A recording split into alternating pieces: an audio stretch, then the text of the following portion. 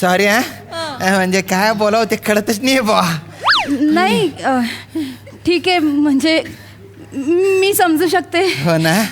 माझंही ऍक्च्युली तसंच होतंय. असं का काय मुलीसोबत असं बागेत भेटण्याची माझी पहिलीच वेळ आहे आणि स्किटमध्ये सुद्धा असं करण्याची माझी पहिलीच वेळ आहे.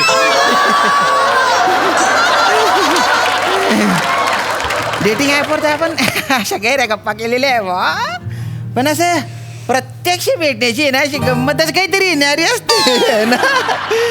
आज आहे ना आपण एकमेकांसोबत असं आपले विचार शेअर करू फ्युचरबद्दल बोलू बा आणि असं गैर बारी बारी बोलू. कसं आहे लग्नाबाबत आहे ना गुन्हा जोडण्यापेक्षा मतं जोडलेली महत्वाची असतात नाही का. कोणीतरी येईल ना. नाही नाही नाही नाही नाही बागेच्या या भागात कोणीच फिरकत नाही. इथला जो वॉचमन आहे ना तो माझ्या ओळखीचा आहे. खानदेशी आहे ना तो. हो आणि एक खानदेशी पोऱ्या बा एवढं डिरिंग करून मुलीला घेऊन आलाय बागेत तर याच्यामुळे त्याला असं भरून आलेलं आहे ना त्याच्या खोपट्यात रडत बसलाय तो आनंदाने. बापरे मी त्याला बघून येते. आता आपण एकमेकांना बघणं गरजेचं आहे ना. आता 1 तास आपल्याला कोणी डिस्टर्ब करणार नाही. तो अशी लाजली नाही तो.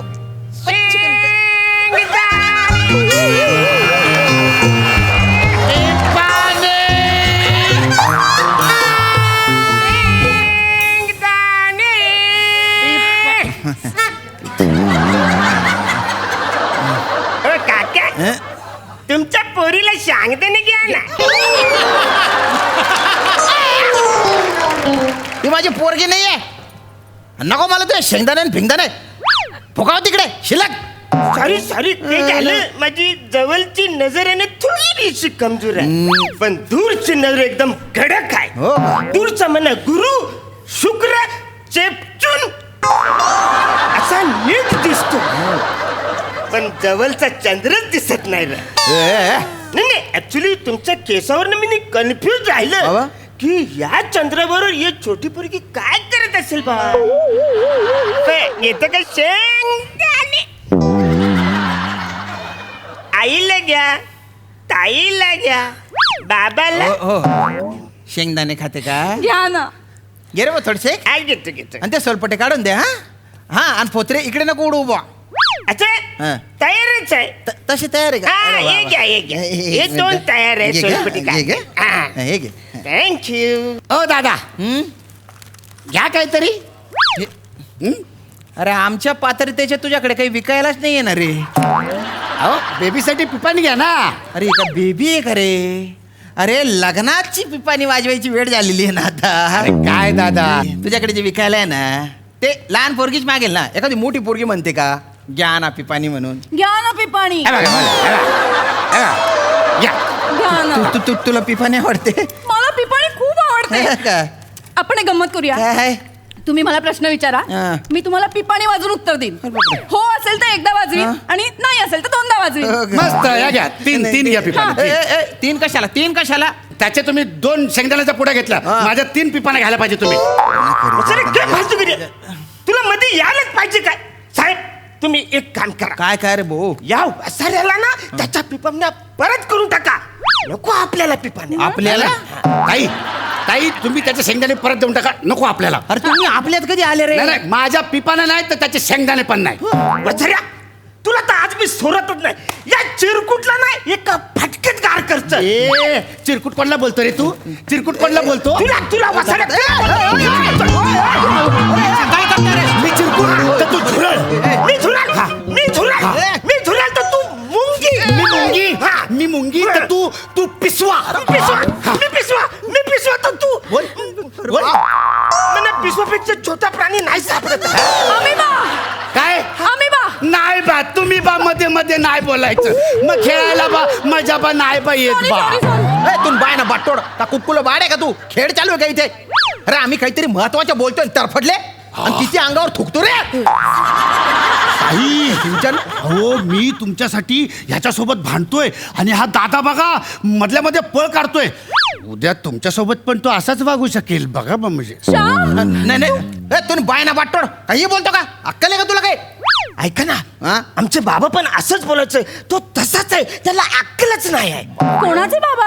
आमचे बाबा यो माझा छोटा भाव आहे ना. अय्यो, तुम्ही दोघं भाऊ भाऊ आहात? नाही नाही मी कोणाचा भाव बिव नाही. आमचे बाबा जेव्हा गेले तेव्हाच मी हे नातं तोडलं. बाबा गेले. हा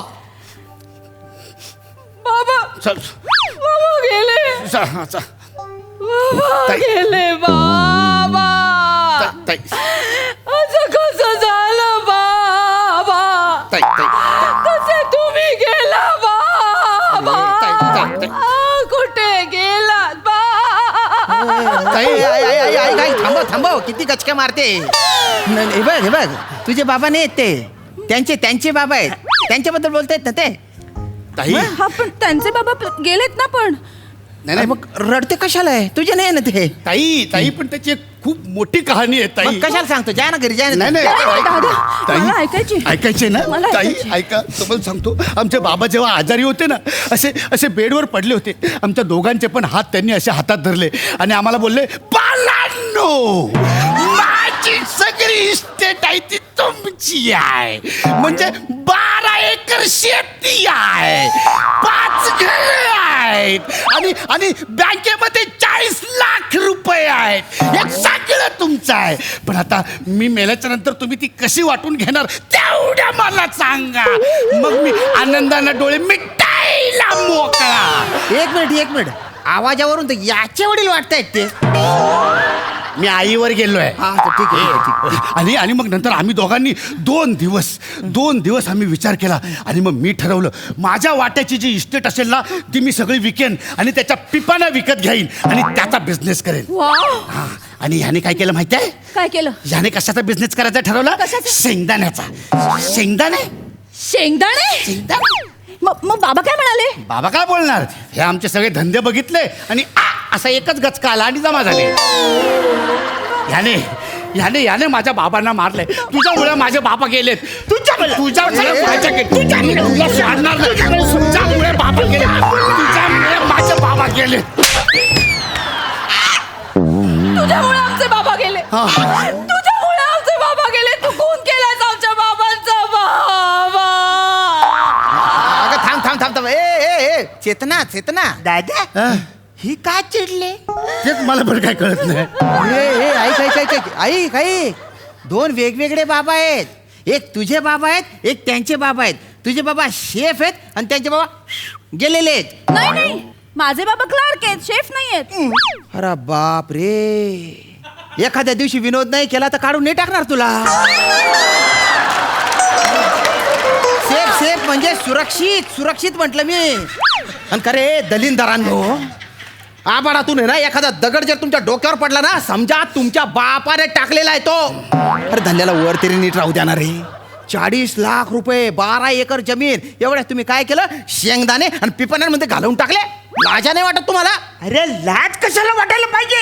मी प्रॉपर रिसर्च आणि सर्वे करून यो बिझनेस निवडलेला आहे. शेंगदाण्याने करायचं.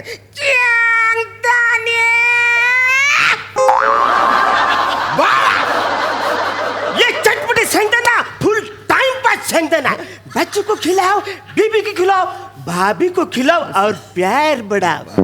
माझे शेंगदाणे गरीब खातो न श्रीमंत पण खातो, लहान खातो न मोठा पण माणूस खातो.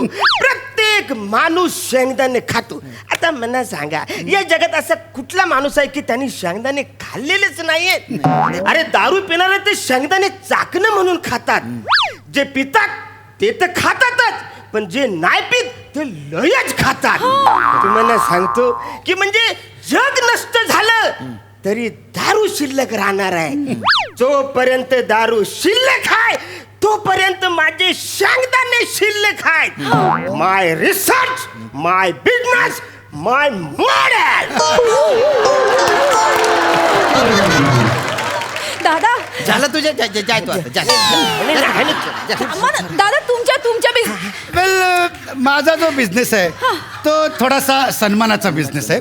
म्हणजे माझा बिझनेस असा मी एका वेगळ्या उंचीवर बघतो. म्हणजे पिपाणी वाजतो त्याचा पण आवाज येतो, शेंगदाणे खाऊन त्याचा पण आवाज येतो. हा तर मला सांगा, आदराने आणि सन्मानाने आवाज कुठला येतो, दर्जा कोणाचा चांगला आहे? म्हणजे आपण चार चौकात अगदी उघड कुठला आवाज काढू शकतो, पिपाणीचा की शेंगदाण्यांचा? श्याम, शेंगदाणे खाल्ल्यावर कुठला आवाज येतो? खाल्ल्यावर कुठला आवाज येतो हे का जाणून घ्यायचंय तुला? अरे तू काय हागऱ्या पात्र्या गोष्टी करतो रे? हे तर कायच नाही. आणि आग लागली ना तर मला मदत करा हे ओरडण्यासाठी पण आपण पिपाणीचा वापर करू शकतो. हे बघा,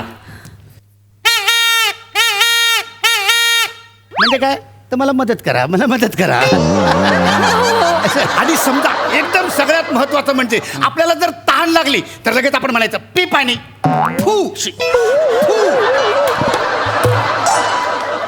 काय एकदम भारी आहे बरं का तुम्ही. टाटा बिर्लाच्या वरचे तुम्ही. झालं तुमचं, जा ना तुम्ही आता, जा रे. अहो तेच तुम्हाला सांगतो ना. काय सांगतो? ह्यो मध्ये सारखा येतो म्हणा, टाटा बिर्ला होऊच देत नाही. मी आज याला तर मारूनच टाकतो. कशाला मारतोय रे भाऊ? हा कसा करतो तुम्हाला माहिती आहे का? कसा करतो हा? थांबा मी दाखवतो ह्यो कसा करतो. त्याआधी ही टोपली तुम्हाला गल्यात घाल. अरे मी कशाला गड्यात घालू ते? अरे मग मी कसा दाखवणार ह्यो कसा करतो ते? मला बघायचं हे कसे करतात ते. नाही पण मी हे नाही शेंगदाणे गाड्यात विकून घे मी ना काय ते टोपली. विकणार नाही. विक ना नाही विकायचे. शेंगदाणे. अरे नाही. अरे शी! तुम्ही घ्या. तुला साधे शेंगदाणे पण विकता येत नाहीत. शी! ए चेतना, आपण इथे कशाला आलोय बेट? बस ना तू. आपण इथे कशाला आलोय? शेंगदाणा आणि पिपाण्या विकायला आलेलोय का? आणि मी कायला विकू शेंगदाणे?